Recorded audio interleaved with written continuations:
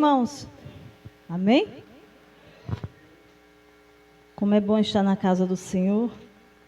Você está feliz de estar na presença do Senhor? Mais um domingo, para a glória de Deus. Até aqui o Senhor nos sustentou e nos guardou. É por isso que nós estamos alegres, irmãos, porque a presença de Deus é real sobre nossas vidas. O Senhor tem nos guardado, tem nos sustentado. Amém? Eu não sei como você chegou aqui, mas eu creio que você não sairá da mesma forma. O Espírito Santo tem ministrado ao nosso coração desde o primeiro momento do culto, né? E nós estamos alegres porque já sentimos a presença do Senhor. Mas eu creio que Deus quer falar conosco. Você quer ouvir, irmãos, Deus falar com você? Amém? Então abre o teu coração em nome de Jesus para o Senhor ministrar o teu coração. Abra a tua Bíblia no livro de Gênesis.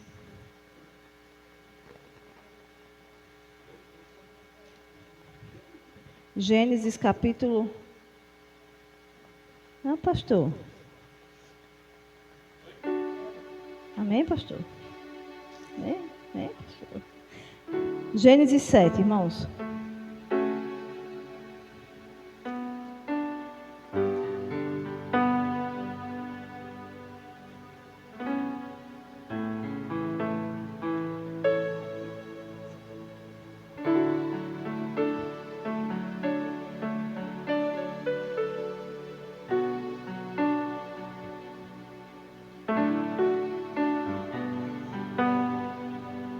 Culto da família, irmãos. Culto da família.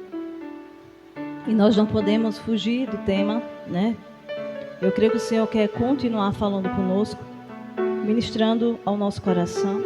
Peço a vocês que segurem aí a água, o banheiro, até terminar o culto, tá certo? Não dá para ninguém morrer de sede até lá, tá bom? Amém? Quem não tomou água, se quiser tomar água, só levanta a mão. Quem não tomou, tá? Que alguém vai levar para você. Mas não saia, tá bom? Quer ir no banheiro, pode ir. Quem não foi, porque eu já vi que a maioria foi. Eita glória. Amém? Todos acharam? Não é fácil, não é difícil não, né? Não é difícil não, né? Rapidinho, não foi fácil, mas é tão rápido, né? Amém? O tema da mensagem, irmãos, é Noé e sua família entram na arca. Disse o Senhor a Noé: entra na arca tu e toda a tua casa, porque reconheço que tens sido justo diante de mim no meio dessa geração. Amém? Vai para um versículo.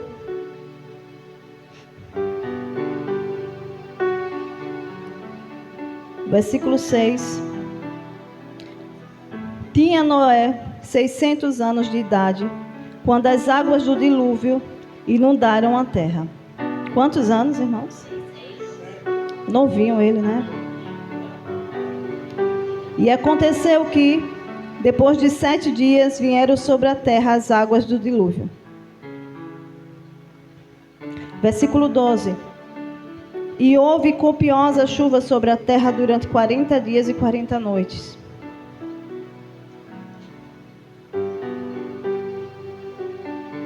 Vai para o capítulo 8. Estou fazendo um breve resumo.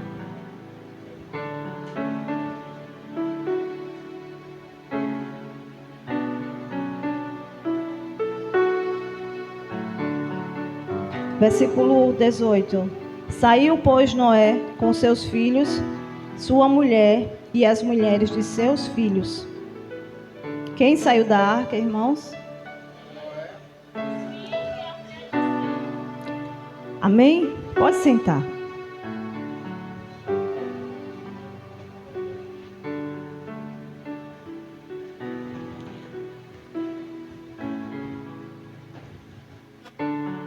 A mensagem que eu tenho para trazer hoje, irmãos, é sobre o tema família, sobre arca. Na Bíblia há 2 tipos de arcas bem significativas. A primeira arca é a Arca da Aliança.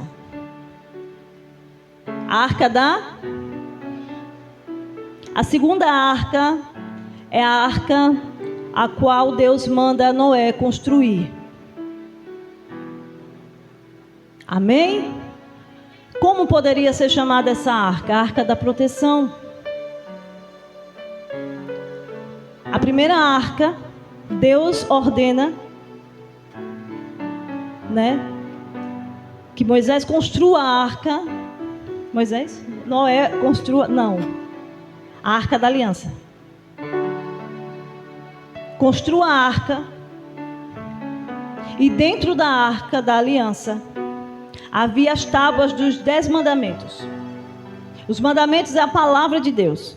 Só estou fazendo uma breve introdução para que nós entremos na mensagem, para que você não fique perdido na mensagem. E dentro da Arca da Aliança tinha as tábuas dos mandamentos, eram os 10 mandamentos, a qual Deus deu a Moisés. E lá dentro tinha essas tábuas dos mandamentos. A Arca da Aliança, ela representa a presença de Deus. E a Arca de Noé representa proteção, provisão. Amém? E podemos também falar de oportunidade, porque Deus estava dando uma nova oportunidade. Irmãos, Deus vai chegar diante de Noé e vai falar assim: Noé, o povo, essa geração é muito má. Os pecados deles, a sua iniquidade, a sua maldade chegou até mim. E eu não suporto mais, eu estou conjecturando. Deus chega diante de Noé e tem uma conversa com Noé. Ele olha para a terra, irmãos, e enxerga Noé, apenas Noé, o único homem justo e reto diante de Deus. Diante de uma geração, apenas um homem justo, reto e íntegro diante de Deus. E o que me chama a atenção, irmãos, é que Deus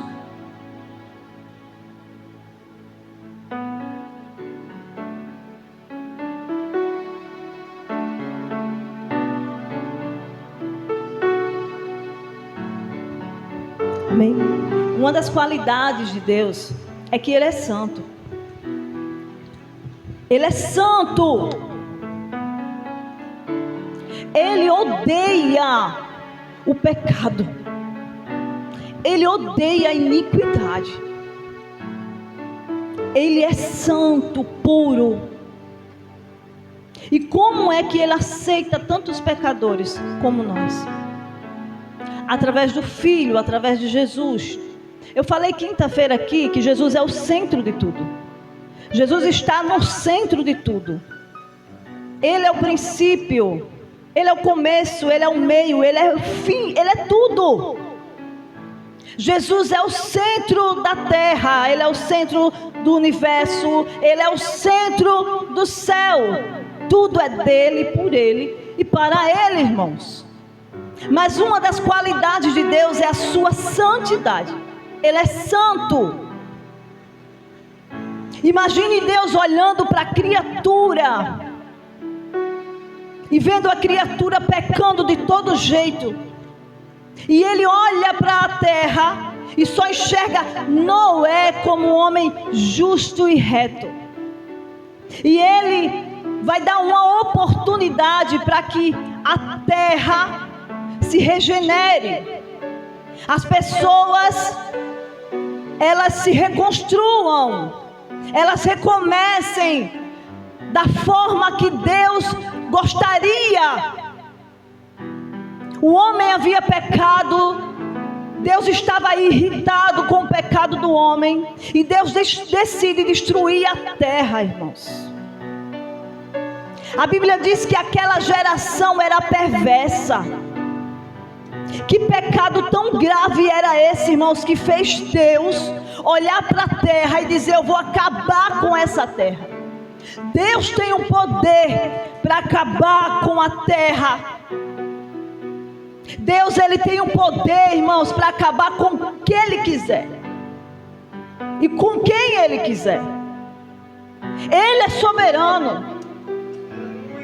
Ele não deve explicação do que Ele faz para mim e para você. Sabe quem nós somos diante dEle? Uma micro poeira de areia, de poeira, aquela que só é visível ao microscópio. Nós somos. Mas a Bíblia diz que Deus Santo, Santo, irmãos, Ele não se agradou e Ele disse: eu vou destruir essa geração. Eu vou fazer uma nova geração. E Ele fala com Noé e diz: Noé, constrói uma arca. Ele vai dar as ordens e Noé obedece. Noé, irmãos, para obedecer essa ordem, ele tinha intimidade com Deus. Ele era um homem de Deus. Não foi a primeira experiência de Noé. A Bíblia diz que Noé prontamente ele obedece à voz do Senhor. E o que eu acho interessante, irmãos, os detalhes de como foi feito. Porque Deus olhou, não se agradou da geração e disse: Noé, faça uma arca. E faça dessa forma um casal de animal de cada espécie. Você vai construir uma arca com tantas medidas. Quem era o engenheiro da obra? Deus era o engenheiro, Ele era o arquiteto. Ele saiu dando as medidas exatas de como Noé construiria. Imagine Noé com seu papiro, não sei o que é que na época utilizava para anotar. Ele anotando as medidas corretas. Mas se na época, irmãos, não existisse nenhuma forma dele anotar, eu acredito, irmãos, que o próprio Deus estava conduzindo ele a todo o tempo, conversando com Noé, dizendo: Noé, aquela madeira é melhor. E Noé, ele foi escolhido. Isso não, irmãos, levou anos para construir aquela arca. Talvez ele não teve ajuda de ninguém. As pessoas, imagine as pessoas olhando para Noé, construindo aquela arca, em meio ao deserto, em meio à sequidão. Noé construindo, escolhendo as madeiras, Noé juntando madeira com madeira, Noé sozinho nessa empeleitada. Imagine o quanto esforço foi para que Noé fizesse algo que aos olhos das pessoas era loucura. Ele estava construindo algo em um tempo que não era favorável, fazendo uma coisa que para muitos não faz sentido. Tudo isso para obedecer a Deus. Ele não questiona. Ele não diz: Senhor, faz de outra forma, dá uma nova oportunidade à raça humana. Noé estava ali, irmãos, vivendo com toda essa geração corrompida. E o que me chama a atenção é que ele não se corrompe. A Bíblia diz que todos estavam distantes do Criador. Todos estavam pecando, estavam se afastando do Senhor. Mas Noé continuou firme. Ele não foi influenciado, mas também ele não conseguiu influenciar. Entenda, Noé, ele tinha uma responsabilidade muito grande. Pergunte qual? Ele era sacerdote da sua casa. Ele tinha responsabilidade com o seu lar. Ele era, irmãos, o pescoço, porque o cabeça era Deus. Era ele o homem da casa. Talvez os filhos dele estavam corrompidos, talvez a mulher dele estava corrompida, mas ele se manteve firme. ele continuou, irmãos, se santificando diante de Deus. Como é difícil, irmãos, continuar guardando aquilo que é santo e sagrado, precioso, em um tempo aonde você olha, a geração está corrompida, as pessoas estão se perdendo, as pessoas estão se traindo, as pessoas estão esquecendo do Criador, as pessoas estão mais materialistas. Imagine que aquela época não é diferente dessa época. Como a diferença de antes para hoje é que estamos debaixo de uma aliança. Sabe por que Deus não destrói essa geração? Por causa da aliança que Ele faz com Noé. Quando Ele ordena que Noé construa uma arca, Ele vai fazer uma aliança com Noé.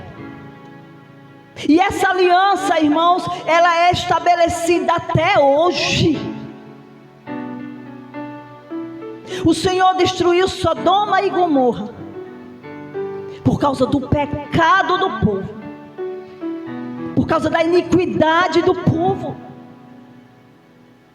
Deus, Ele destrói aquela região, mas quando você imagina a iniquidade, não era qualquer pecado, não. Aquelas criaturas, aquelas pessoas, irmãos, praticavam atos sexuais em via pública com animais, pessoas do mesmo sexo.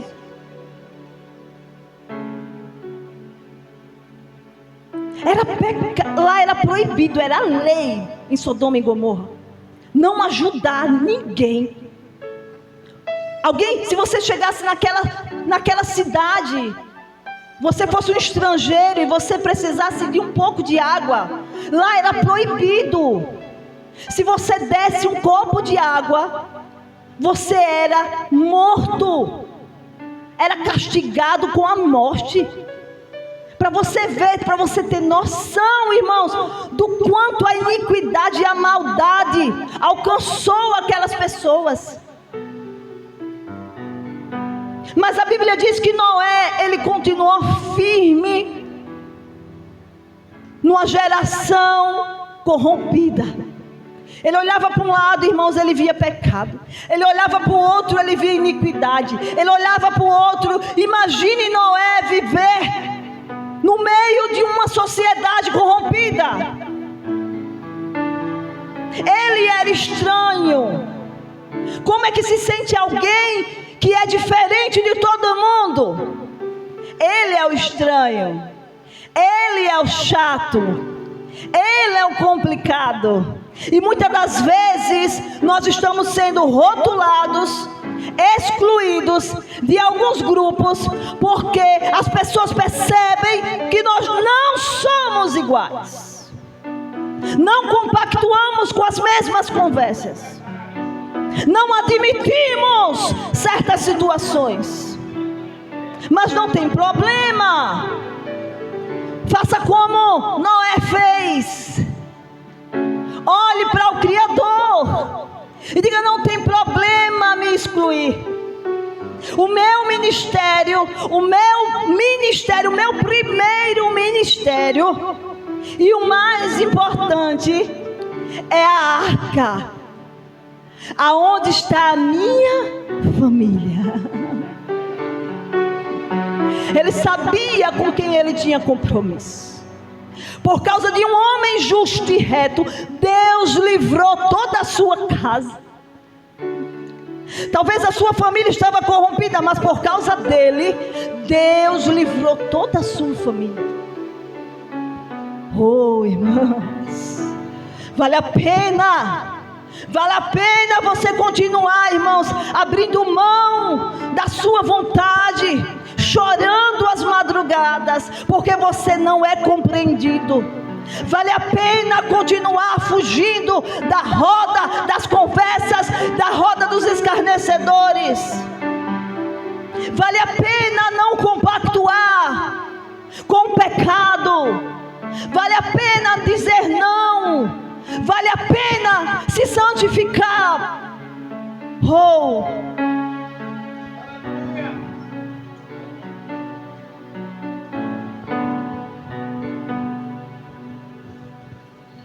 Talvez você, quando receber uma palavra profética, que Deus disse, olha, eu quero te usar. Talvez você botou 1001 dificuldades. Senhor, não tenho idade para isso. Senhor, eu não tenho condições financeiras para isso. Senhor, eu não posso porque eu não sei falar. E talvez Deus, Ele já te chamou para algo muito grande, mas você tem colocado a sua vontade acima da dele. E muitas das vezes nós fazemos isso. Nós começamos a colocar, não Deus, eu não vou, eu não quero mais, porque eu já passei por isso, eu estou assim, eu estou assim. Veja, Noé, ele não olha. Talvez ele tinha vários tipos de doença pela idade dele, que ele tinha 600 anos. Irmãos, alguém de 100 anos, você olha, está todo mal anda. Mas Noé tinha 600 anos e estava construindo uma arca. Não era, você está pensando que era uma arca pequenininha, era. Não, irmãos. A arca cabia elefantes, girafas. Imagina o tamanho dessa arca, irmãos. Era muito grande. Tinha andares. Mas Noé continuou construindo. E sabe o que é mais difícil quando você está construindo em um tempo que não é favorável? Arrodeado de pessoas que não vão lhe encorajar, que não vão segurar em sua mão, não vai lhe motivar a continuar construindo, irmãos. Noé estava vivendo isso. Talvez já até os filhos dele, a família dele disse, menino, deixa de construir. Deixa disso.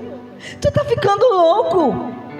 Eu acho que você está tendo algum tipo de problema mental, porque não tem condições de chover. Não tem condições disso aqui ficar inundado. Não tem condições nenhuma. Mas mesmo assim Noé continuou firme no propósito. Ele continuou acreditando, irmãos, que algo maior viria. Ele continuou crendo que vale a pena obedecer. Ele sabia que Deus, Ele é muito misericordioso. Mas ele conheceu o Deus de justiça. Ele conheceu, irmãos, como Deus expulsou Adão e Eva daquele jardim por pecarem contra o Senhor. Ele sabia o peso que tinha um pecado e a sua consequência. As pessoas estão deixando de falar sobre pecado, mas é o pecado que está destruindo os seus sonhos, é o pecado que está destruindo a sua família, é o pecado que está destruindo a sua vida espiritual, é o pecado que está destruindo o seu ministério. E você está se perguntando, o que é que está acontecendo na minha vida? Nós pecamos quando nós desobedecemos ao Senhor. Ah, mas eu não minto, eu não adultero, eu não prostituo, eu não mato, eu não roubo. Mas quando nós negamos ao Senhor, quando nós negamos o nosso chamado, nós estamos pecando, porque estamos desobedecendo. Quando nós fazemos do nosso jeito, quando Deus diz, faça assim, filha, e você faz de outra forma, você está quebrando o princípio.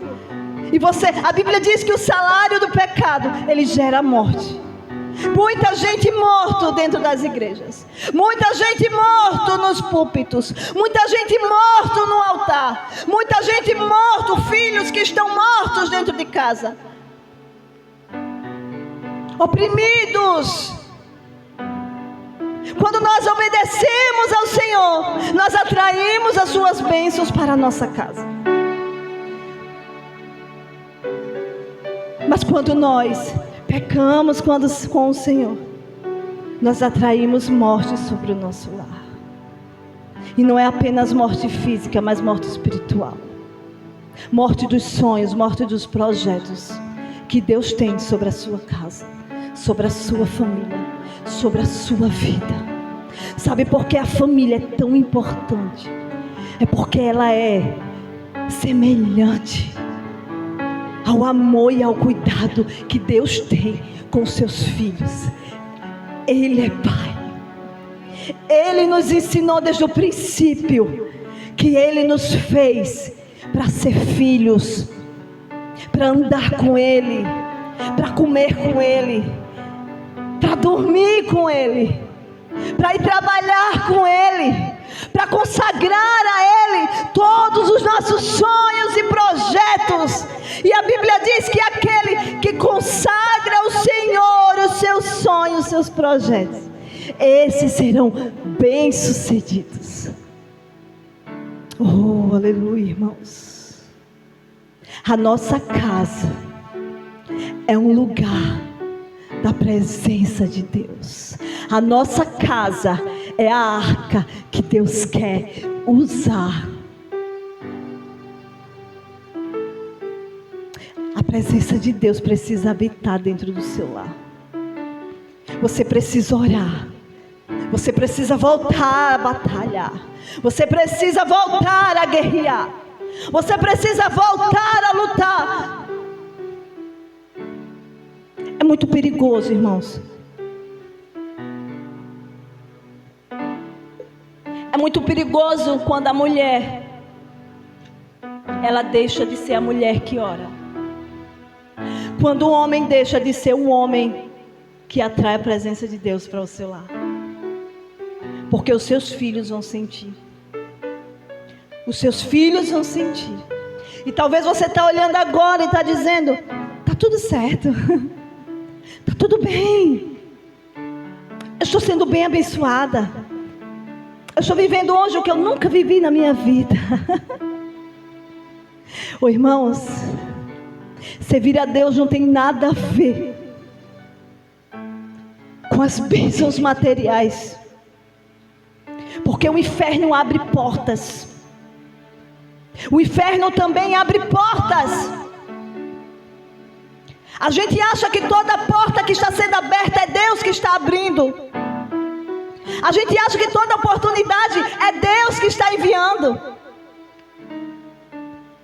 Não se engane, irmãos, porque o inferno também abre portas. O que o Senhor está te ensinando é: tenha relacionamento comigo. Atraia minha presença para a sua casa. Porque no lugar de morte, Deus vai gerar vida. Aonde está tendo depressão e ansiedade, ideação suicida, quantos filhos estão sofrendo em silêncio? Quantos filhos não têm coragem de falar para sua mãe, mas quando vai dormir pensa em tirar a sua vida? Ei, entre nessa batalha, entre nessa guerra, se levante. Porque se a mulher que ora e o homem que atrai a presença deixar de cumprir o seu papel, a sua casa se transformará em trevas.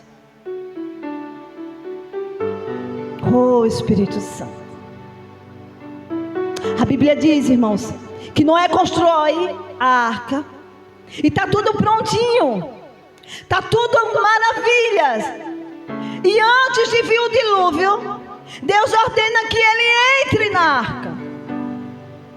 Mas Deus, ele não está mandando que ele entre sozinho. Ele está dizendo: entre com a sua família. Eu quero te convidar a abrir a Bíblia em Mateus 24. Glória a Deus. 24, versículo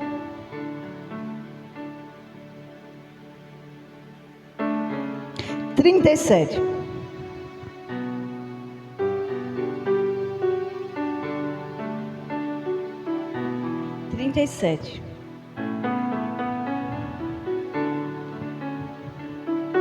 Eu fiz uma pergunta a você.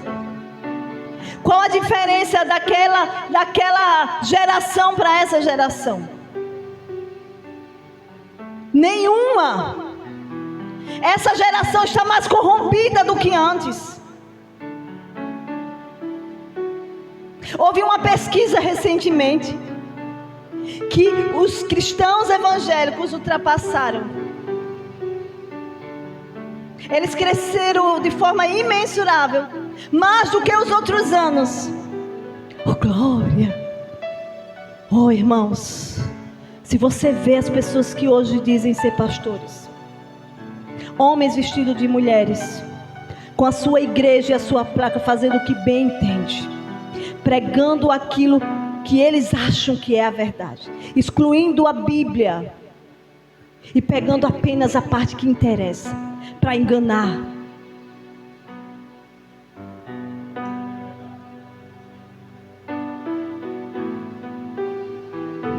Existe uma facção agora, rival do PCC. Sabe como é o nome dessa facção? Sabe a sigla? Não me lembro da sigla. Como evangélico, é alguma coisa assim. Evangélico, em Rio de Janeiro. Eles estão com a Bíblia na mão, tomando várias bocas de fumo e dizendo que o próprio Deus enviou ele.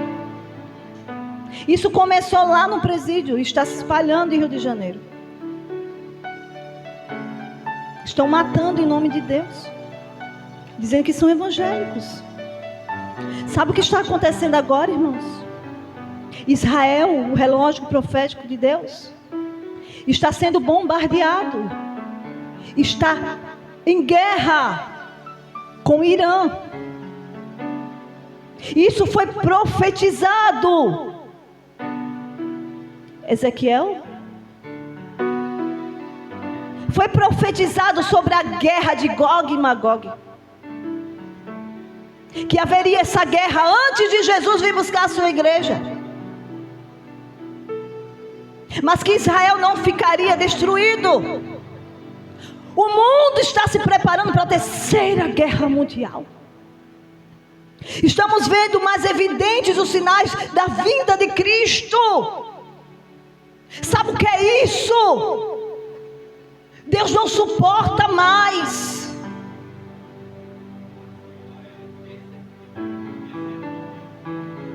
Terceiro comando puro. TCP. Essa facção é uma facção que eles dizem ser evangélicos.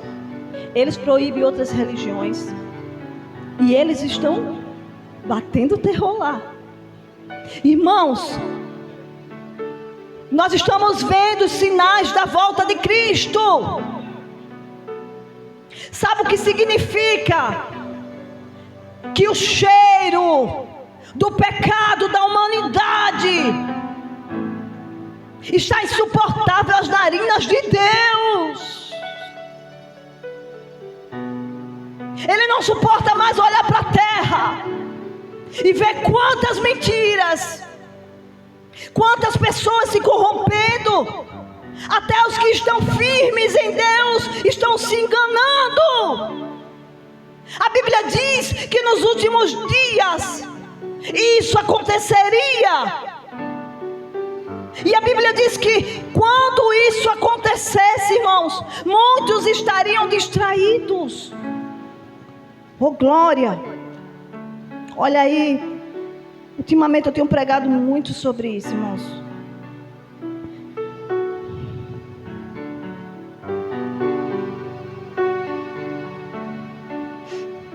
Eu disse 37, não foi?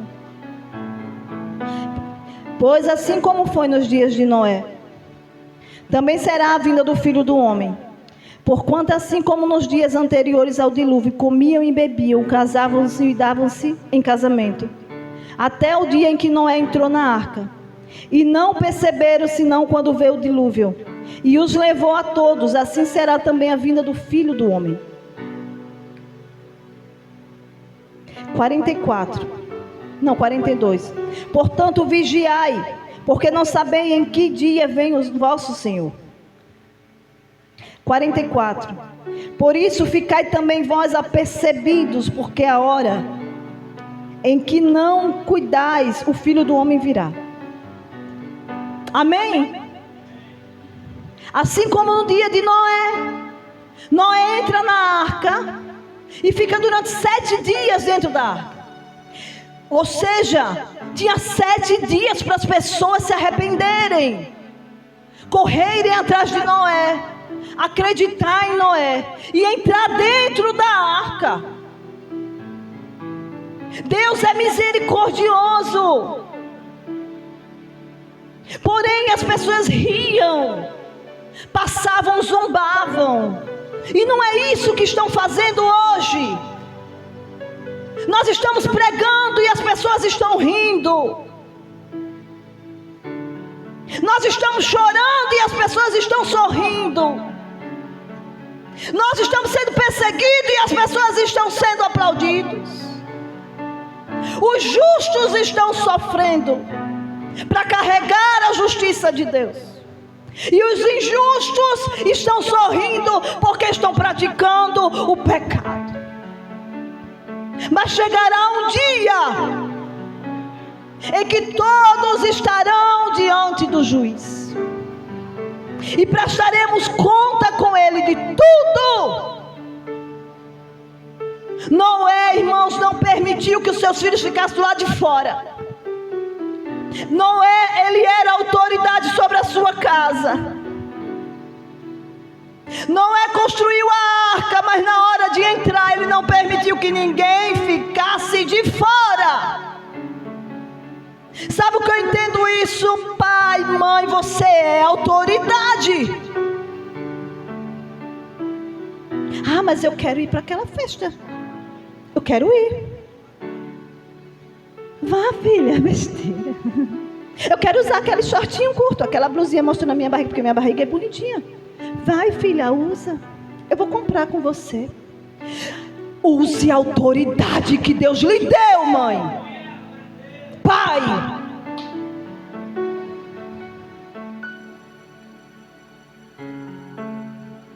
Quer se perder? Se perca sozinho, mas enquanto estiver na minha casa, vai usar o que eu quero. Vai para onde eu quero. Ah, mas eu estou ficando em depressão. Fique.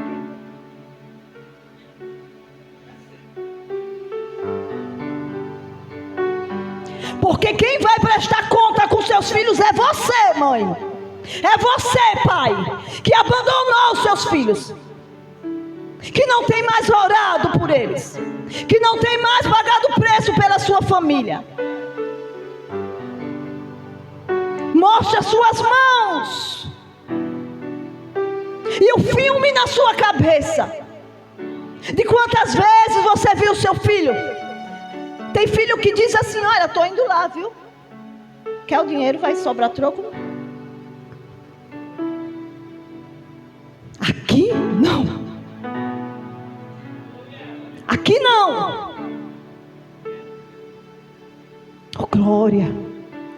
Recentemente, para você ter noção, sabe quem não está passando por perseguição e sentindo o peso de carregar a arca da presença? Aqueles que estão compactuando com o que o mundo compactua. Recentemente, eu disse ao João Vitor que ele não iria participar de uma festa de São João, e nem a Rebeca.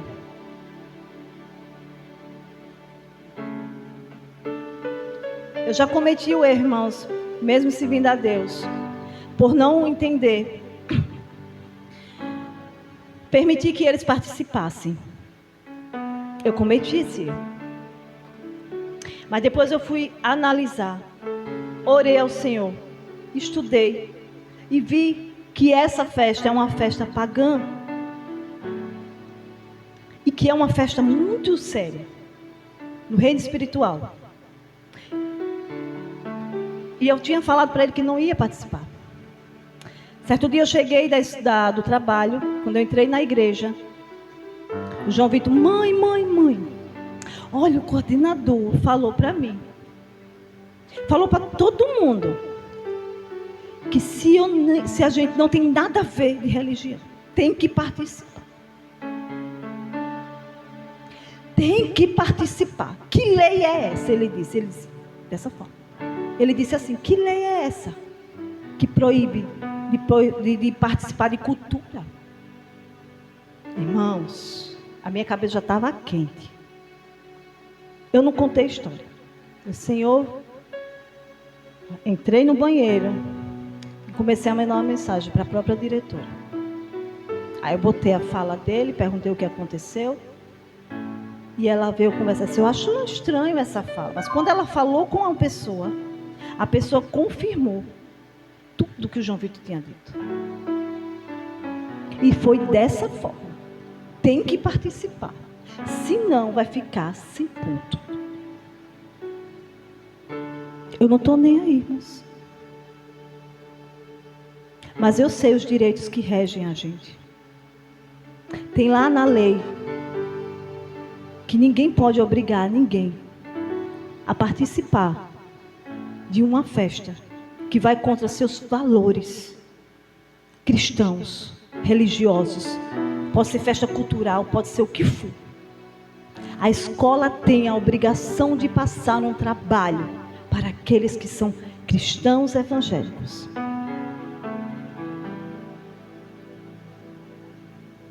Mas sabe o que é isso? Muitas das vezes, para proteger a nossa família, nós vamos ser confrontados e afrontados. E isso ainda é pouco. Porque o plano é uma única moeda, uma única religião.